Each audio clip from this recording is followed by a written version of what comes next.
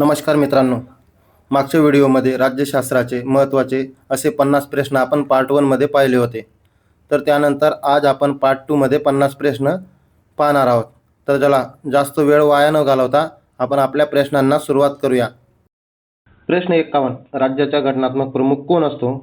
तर राज्यपाल हा राज्याचा घटनात्मक प्रमुख असतो. प्रश्न 52. राज्यपालाची नियुक्ती कोणाद्वारे केली जाते?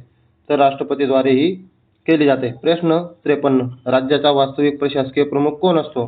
तर मुख्यमंत्री हा राज्याचा वास्तविक प्रशासकीय प्रमुख असतो. प्रश्न 54. मुख्यमंत्री आपला राजीनामा कोणाकडे देतात? तर राज्यपालाकडे. प्रश्न 55. राज्य विधिमंडळाचे कनिष्ठ सभागृह कोणते आहे? तर विधानसभा हे राज्य विधिमंडळाचे कनिष्ठ सभागृह आहे. प्रश्न 56. महाराष्ट्र विधानसभेची एकूण सदस्य संख्या किती आहे? तर 288 एवढी महाराष्ट्र विधानसभेची सदस्य संख्या आहे. प्रश्न 57. राज्य विधिमंडळाचे वरिष्ठ सभागृह कोणते आहे? तर विधान परिषद हे राज्य विधिमंडळाचे वरिष्ठ सभागृह आहे. प्रश्न 58. महाराष्ट्र विधान परिषदेची एकूण सदस्य संख्या किती आहे? तर 78 एवढी महाराष्ट्र विधान परिषदेची सदस्य संख्या आहे. प्रश्न 59. विधानसभा सदस्य होण्यासाठी किमान वय किती असावे लागते? तर किमान वय हे 25 एवढे असावे लागते. प्रश्न 60. विधान परिषद सदस्य होण्यासाठी किमान वय किती असावे लागते? तर किमान वय हे 30 वर्षे एवढे असावे लागते. प्रश्न 61. भारतातील सर्वोच्च न्यायालय कुठे आहे? भारतातील सर्वोच्च न्यायालय हे नवी दिल्ली या ठिकाणी आहे. प्रश्न 62. सर्वोच्च न्यायालयाच्या न्यायाधीशाचे निवृत्तीचे वय किती असते? तर 65 वय एवढे सर्वोच्च न्यायालयाच्या न्यायाधीशाचे निवृत्तीचे वय असते. प्रश्न 63. उच्च न्यायालयाच्या न्यायाधीशाची निवृत्तीचे वय किती असते? तर वयाच्या 62 वर्षे एवढे निवृत्तीचे वय हे उच्च न्यायालयाच्या न्यायाधीशाचे असते. सर्वोच्च व उच्च न्यायालयाच्या न्यायाधीशाची नियुक्ती कोण करतात? तर राष्ट्रपती हे सर्वोच्च व उच्च न्यायालयाच्या न्यायाधीशाची नियुक्ती हे करत असतात. प्रश्न 65. महाराष्ट्राचे उच्च न्यायालय कुठे आहे? तर मुंबई या ठिकाणी महाराष्ट्राचे उच्च न्यायालय आहे. प्रश्न 66. मुंबई उच्च न्यायालयाचे खंडपीठ कोठे कोठे आहेत? तर महाराष्ट्र उच्च न्यायालयाचे खंडपीठ हे 4 ठिकाणी आहेत. 1 नागपूर, 2 औरंगाबाद म्हणजे आताचे छत्रपती संभाजीनगर, आणि 3 पणजी, आणि 4 कोल्हापूर हे खंडपीठ नवीन स्थापन झालेले आहे. प्रश्न 67. भारतातील सर्वात जुने उच्च न्यायालय कोणते? तर कलकत्ता हे भारतातील सर्वात जुने उच्च न्यायालय आहे. प्रश्न 68. संविधानाचा अंतिम अर्थ लावण्याचा अधिकार कोणाला आहे? तर सर्वोच्च न्यायालयाला संविधानाचा अंतिम अर्थ लावण्याचा अधिकार आहे. प्रश्न 69. मूलभूत अधिकारांचे रक्षण करण्यासाठी रिट्स म्हणजेच प्रालेख काढण्याचा अधिकार कोणाला आहे? तर सर्वोच्च न्यायालयाला आणि उच्च न्यायालयाला आहे. सर्वोच्च न्यायालयाला कलम 32 नुसार आहे, तर उच्च न्यायालयाला 226 नुसार. प्रश्न 70. भारताचे पहिले सरन्यायाधीश कोण होते? तर H.J. कानिया हे भारताचे पहिले सरन्यायाधीश होते. प्रश्न 71. भारतात पंचायती राज ची शिफारस कोणत्या समितीने केली होती? तर बलवंतराय मेहता समितीने भारतात पंचायती राज ची शिफारस केली होती. प्रश्न 72. पंचायती राज स्वीकारणारे भारतातील पहिले राज्य कोणते? तर पहिले राज्य आहे राजस्थान. 2 ऑक्टोबर 1959 मध्ये नागौर जिल्हा या ठिकाणी पंचायत राज स्वीकारले गेले होते सर्वात अगोदर. प्रश्न 73. महाराष्ट्रात पंचायती राजची सुरुवात केव्हा केली? तर 1 मे 1962 मध्ये महाराष्ट्रात पंचायत राजची सुरुवातही झाली आहे. प्रश्न 74. ग्रामीण स्थानिक स्वराज्य संस्थेतील सर्वोच्च संस्था कोणती? तर जिल्हा परिषद ही ग्रामीण स्थानिक स्वराज्य संस्थेतील सर्वोच्च संस्था आहे. प्रश्न 75. जिल्हा परिषदेचा प्रशासकीय प्रमुख कोण असतो?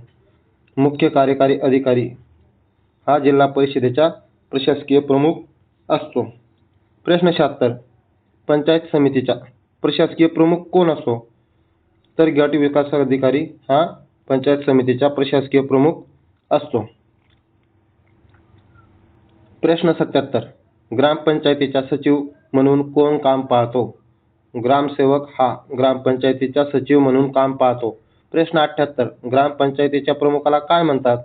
तर ग्रामपंचायतीच्या प्रमुखाला सरपंच असे म्हणतात.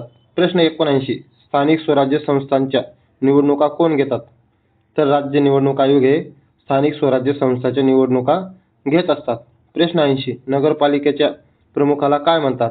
नगरपालिकेच्या प्रमुखाला नगराध्यक्ष असे म्हटले जाते. प्रश्न 81. संविधान दुरुस्तीची प्रक्रिया कोणत्या कलमामध्ये दिलेली आहे?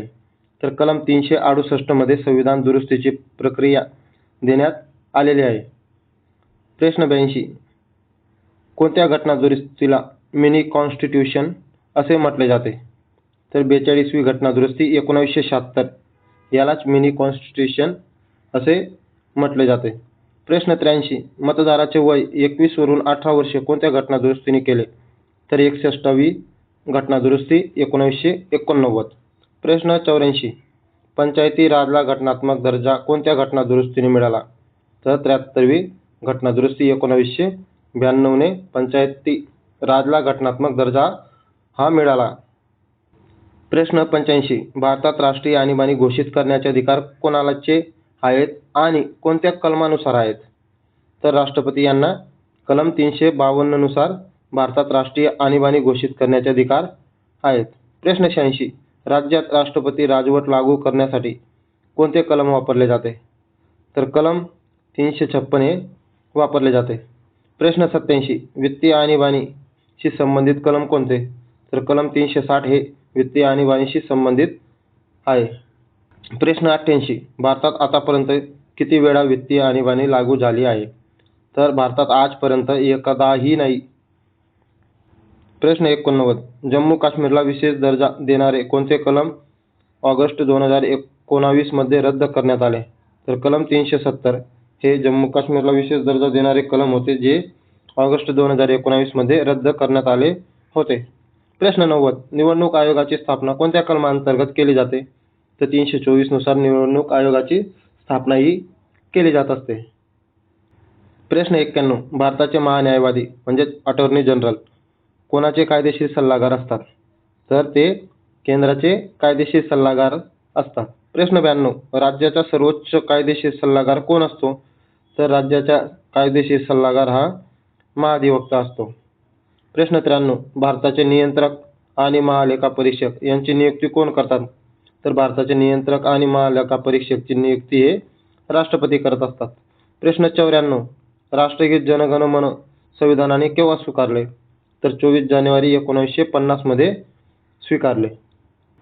प्रश्न 95. भारतीय राष्ट्रीय ध्वजाची रचना कोणी केली? तर भारतीय राष्ट्रीय ध्वजाची रचना ही पिंगली व्यंकय्या यांनी केली होती. प्रश्न 96. भाषावर प्रांतरचनेनुसार अस्तित्वात आलेले पहिले राज्य कोणते? तर आंध्र प्रदेश हे भाषावर प्रांतरचनेनुसार अस्तित्वात आलेले पहिले राज्य आहे.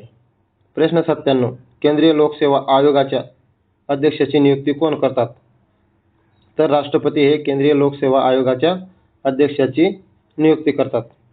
प्रश्न 98. लोकसेवा आयोगाच्या अध्यक्षाची नियुक्ती कोण करतात?